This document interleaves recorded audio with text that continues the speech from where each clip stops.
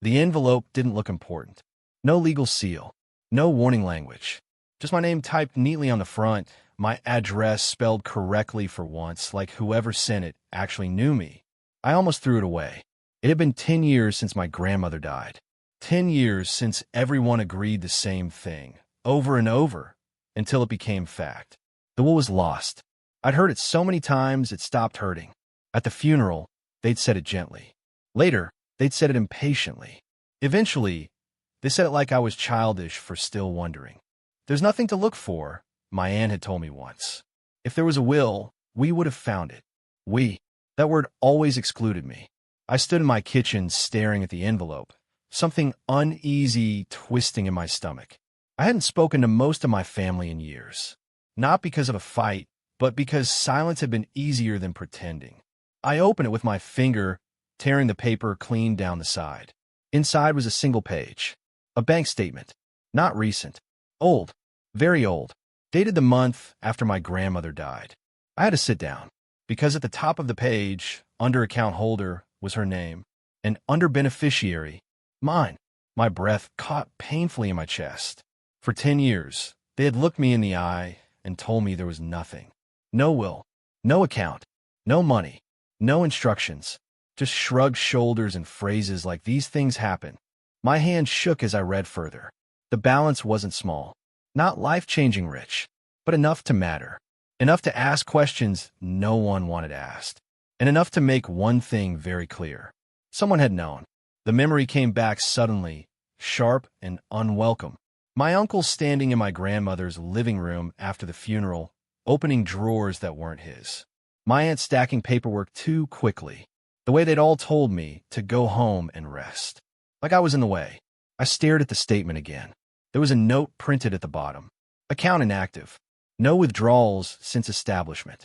No withdrawals, which meant something worse than theft. It meant concealment. I felt heat rush to my face, followed by something colder, something steadier. Because if the account had been untouched, then the story I'd been told for a decade wasn't just wrong. It was deliberate. My phone buzzed on the counter. A text from my cousin. Still don't know why you keep digging this stuff up. It's over. Over. I looked down at the paper in my hands. At proof no one had expected me to receive. What they didn't know, what they never considered, was that banks don't forget just because families do. They didn't know what I had already done. Because the letter hadn't arrived by accident. I hadn't been randomly selected.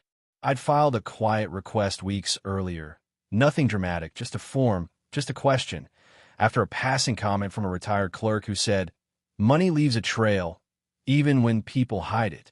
At the time, I hadn't expected anything to come of it. Now, my kitchen felt too small for the truth sitting inside it. For 10 years, they'd dismissed me. For 10 years, they'd insisted the story was finished. But as I folded the statement carefully and slid it back into the envelope, one thought settled heavily in my chest. If the will was never lost, then it had been buried. And the people who buried it were still alive. The real question wasn't what they hid. It was how long they thought I'd stay quiet once I knew. I didn't call anyone right away. I needed to remember how they'd told the story, because people who lie for a long time don't improvise.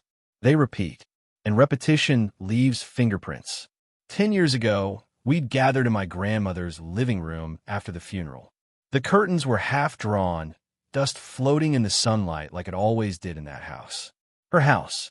I'd sat on the edge of the couch while my aunt sorted through papers at the dining table. "There's nothing here," she'd said too quickly. "No will." My uncle had nodded. She probably meant to, but never got around to it. And my cousin had added, "It's not uncommon.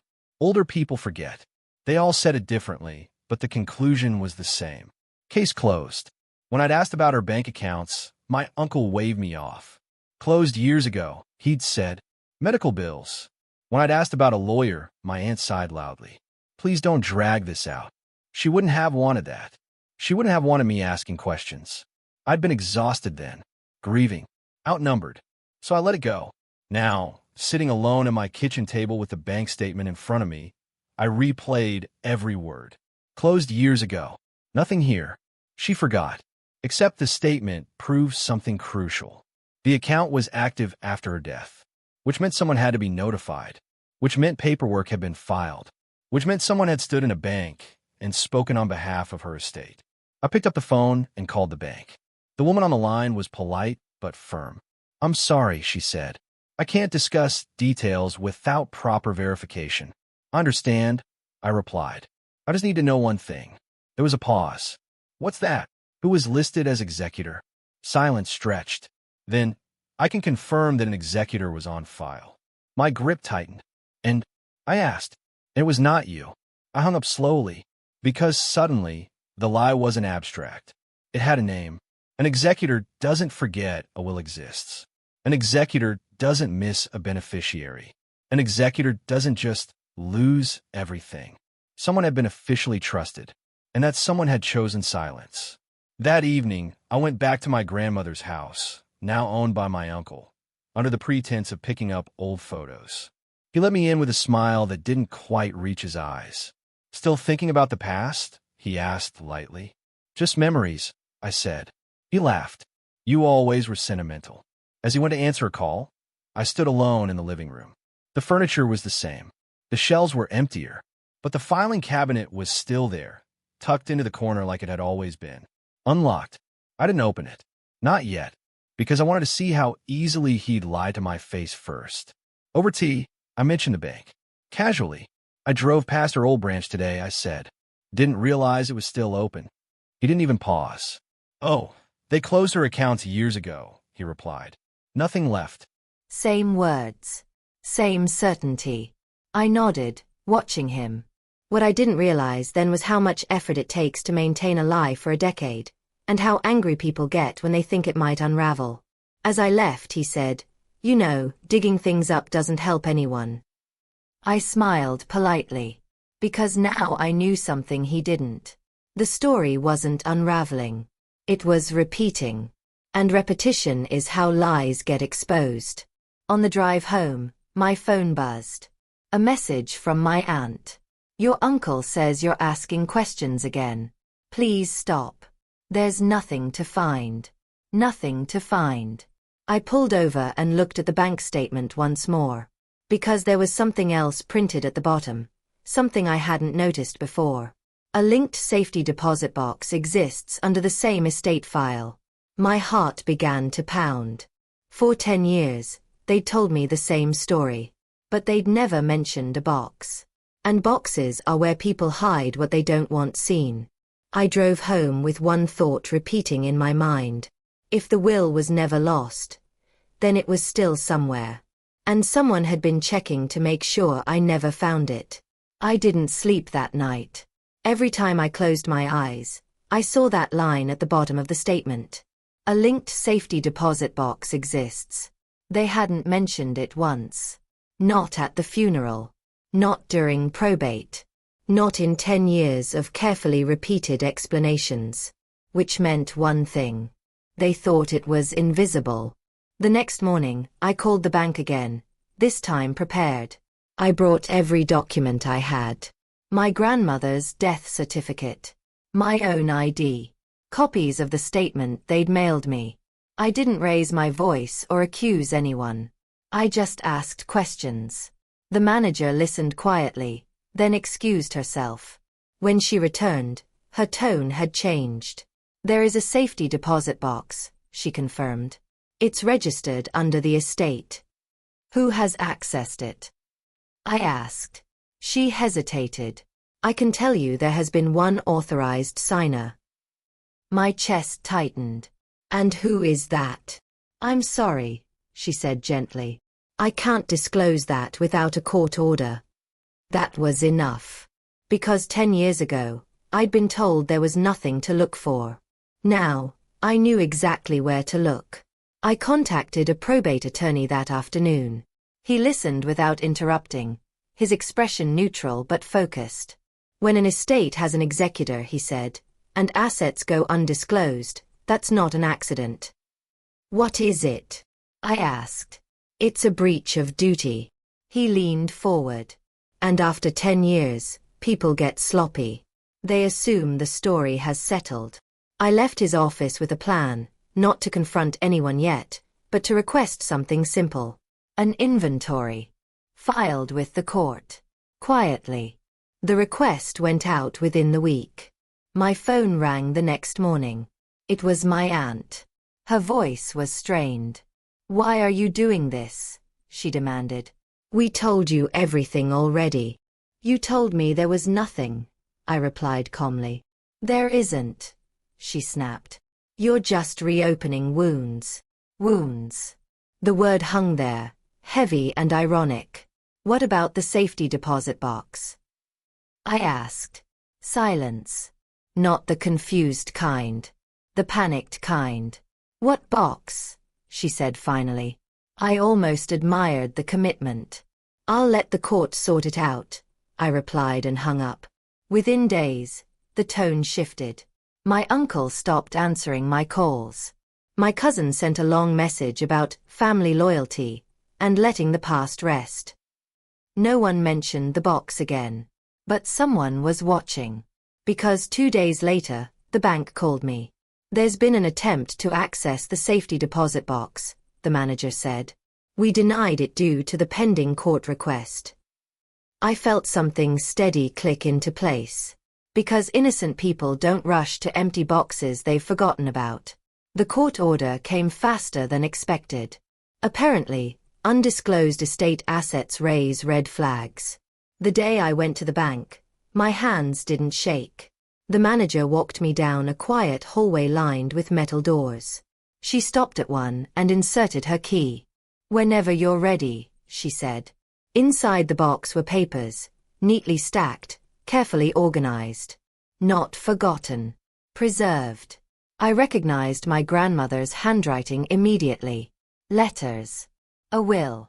Dated and signed. And beneath it, bank passbooks. Multiple. My name appeared more than once. I sat there on the bench, the weight of it settling in. For 10 years, they hadn't lost the will. They'd stored it. Kept it safe. Just not for me. What I didn't realize then was how bold people become when they think time protects them. Because as I closed the box and handed the documents to the manager, my phone buzzed. A message from my uncle. "You don't know what you're doing. Stop before this gets ugly." I looked at the will again. At my grandmother's careful instructions. At the clarity of her intent. And I thought, no. This was already ugly. The only difference now was that it was visible. And once something buried for 10 years is exposed to light, it doesn't quietly go back underground. It demands answers. The moment the court acknowledged the documents, everything changed. Not publicly, not yet. But privately, panic began to leak through the cracks. My uncle showed up at my door unannounced 3 days later. He stood too close when I opened it, his smile strained, his eyes searching my face for something. Fear, maybe. Doubt. He didn't find it. "We need to talk," he said, stepping inside without waiting for an invitation. I let him. He paced my living room like it belonged to him, hands clasped behind his back. "You don't understand how complicated this was," he began. "Your grandmother was confused. She changed her mind constantly." I leaned against the counter and watched him carefully. "The will was dated," I said. "Signed. Witnessed." He waved his hand dismissively. "That doesn't mean it was valid." "Then why keep it in a safety deposit box?" I asked. He stopped pacing. The silence stretched. "I was protecting the family," he said finally. "From fighting. From lawyers. From me." "That's not protection," I replied. "That's control." His face hardened. "You always did think you were smarter than everyone else," he snapped. There it was. The resentment. He had never expected me to push back. Not then, not now. "You waited 10 years, he continued. "Why now?" "Because time ran out," I thought. "Because the bank remembered," I said. That's when his tone changed. From defensive to threatening. "You don't know how ugly this could get," he said quietly. "Court costs. Reputations. Family. Family again." The word he used like a weapon. I know exactly how ugly it already is, I replied. And I didn't make it that way. He left shortly after. No apology. No explanation. Just a warning that meant nothing anymore. The court proceedings moved forward. The will was validated. The executor named in the documents was my uncle. The breach was undeniable.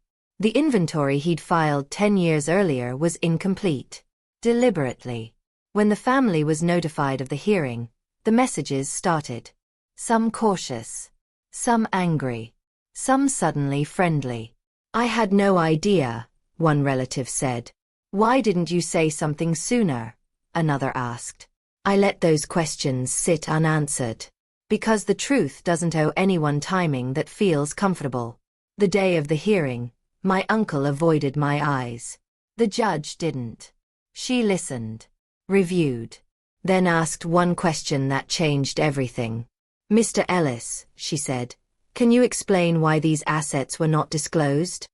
He opened his mouth. Closed it. Then tried. It was an oversight, he said. The judge nodded slowly.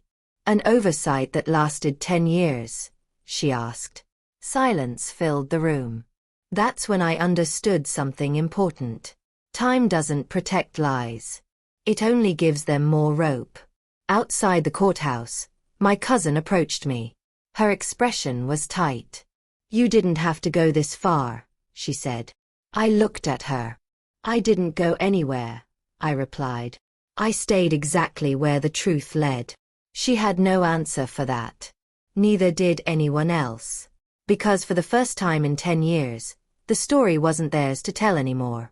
It belonged to the record. And records don't forget. What I didn't realize then was that the hardest part wasn't the confrontation. It was what came next. The reckoning. Not just with the law, but with the people who had known. Who had stayed quiet. Who had benefited from my absence. Because once a lie this old is exposed, it doesn't just collapse. It ripples. And the ripples were only beginning. It was strange how quickly memories returned once the court got involved. Details people had forgotten for 10 years suddenly resurfaced with impressive clarity. I do remember her mentioning a will. I thought someone said it was handled. I assumed you knew. Assumed. That word followed me everywhere. Family members I hadn't heard from in years began reaching out, their messages careful, rehearsed, as if they were trying to step onto solid ground without admitting they'd been standing on a lie. One aunt called and spoke for 10 minutes without saying anything meaningful. Another sent a message that started with, I don't want to take sides, and ended with, but maybe this could have stayed private. Private. As if secrecy had ever been neutral. I listened. I thanked them for reaching out. I didn't argue. Because something had shifted inside me. I was no longer trying to be understood. I was waiting. The amended estate inventory was filed the following week. This time, it included everything. The accounts. The safety deposit box. The will. And something else. A handwritten letter addressed to me. I'd seen it before, briefly, when we opened the box. But now I read it slowly alone, without the weight of the bankroom pressing in. If you're reading this, Grandma had written, it means someone hoped you never would. My throat tightened. She'd known. Not suspected. Known. I didn't tell you everything because I didn't want to burden you while I was alive. But I trusted that if the truth ever mattered, you would find it. I folded the letter carefully and placed it back in the envelope. Because it wasn't just reassurance. It was instruction. At the next family gathering, the first since the hearing, the atmosphere was brittle. People were polite. Overly polite. My uncle didn't attend. Someone said he was keeping a low profile. No one laughed. During dinner, my cousin leaned toward me. I didn't know how bad it was, she said quietly. I looked at her. You knew there was a will, I replied. She swallowed. I knew there were papers, she admitted. I didn't ask questions. That was the closest thing to honesty I'd heard in a decade. And suddenly, I understood something I hadn't allowed myself to before. This hadn't worked because one person lied. It worked because others decided not to look.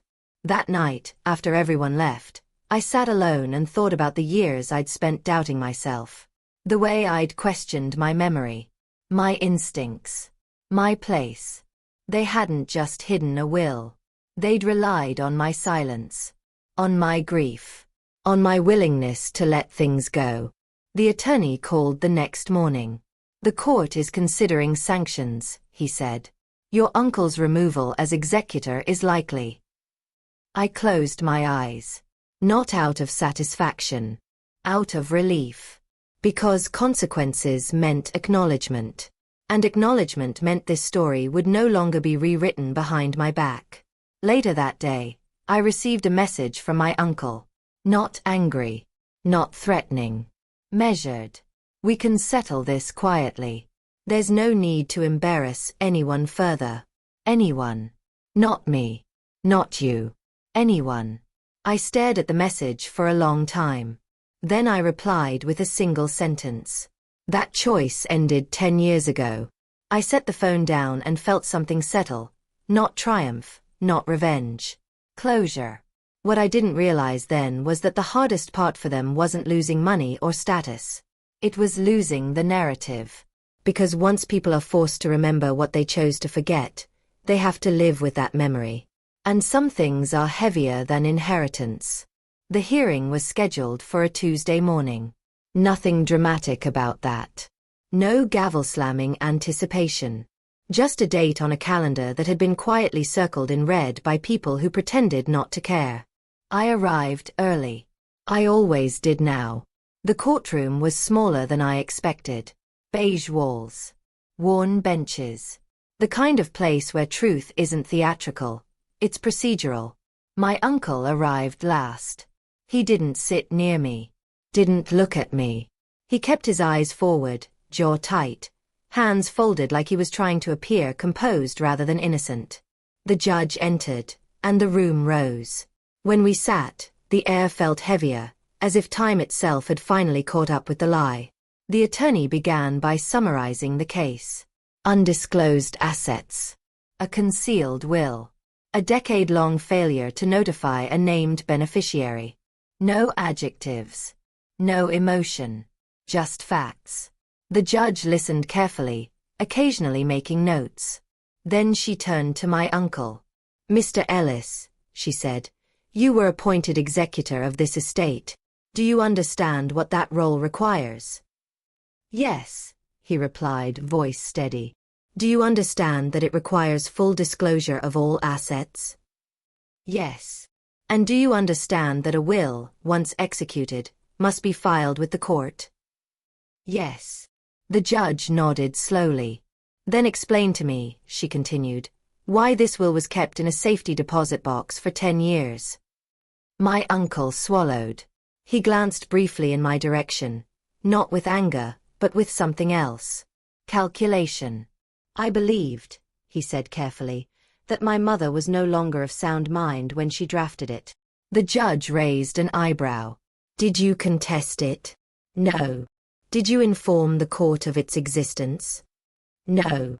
"Did you seek legal guidance?" "No." Silence filled the room. "And yet," the judge said, "you preserved the document." She held up a copy of the will. "Not destroyed. Not misplaced. Preserved." She leaned forward slightly. "That suggests you knew it mattered." My uncle opened his mouth. Closed it. For the first time, the lie had nowhere to retreat. The judge turned to me. "Ms. Ellis," she said, "did you have any knowledge of this will prior to the bank's correspondence?" "No," I replied. "And were you ever informed that you were a named beneficiary?" "No." She nodded. Then she looked back at my uncle. "This court finds that the will was intentionally concealed," she said evenly. The words landed softly, but they echoed. Gasps moved through the room, subtle, restrained. My uncle's shoulders slumped just slightly. The judge continued. "As executor, you breached your fiduciary duty. You will be removed effective immediately. Removed. Just like that. She outlined the consequences. A new executor appointed. Costs assessed. Further review pending. Nothing cruel. Nothing dramatic. Just accountability. As we stood to leave, my uncle finally turned to me. His eyes were tired now. Not furious. Not superior.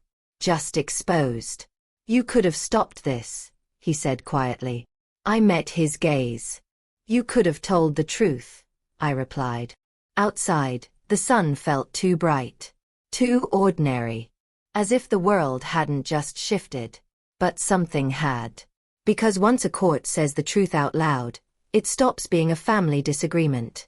It becomes record. History. Something no one can pretend not to remember. My phone buzzed as I walked to my car. Messages already coming in. Some apologetic. Some defensive. Some silent. I didn't answer any of them. Because the story was no longer unfolding. It had reached the point where the ending was inevitable. What I didn't realize then was that the final reckoning wouldn't come from the judge. It would come from the person who had built their life around the lie, and who now had to live without it. The aftermath didn't arrive all at once. It crept in quietly, through small absences and subtle shifts, the kind you only notice when something that once dominated every room is suddenly gone. My uncle stopped attending family events entirely. No explanations. No dramatic exits. He simply wasn't there. At first, people mentioned him out of habit. Oh, he couldn't make it. He's busy. He needs space. Then they stopped mentioning him at all. That's how power really disappears. Not with noise, but with irrelevance. The new executor contacted me a week later. The estate would be settled properly this time. Accounts transferred. Funds distributed. The record corrected.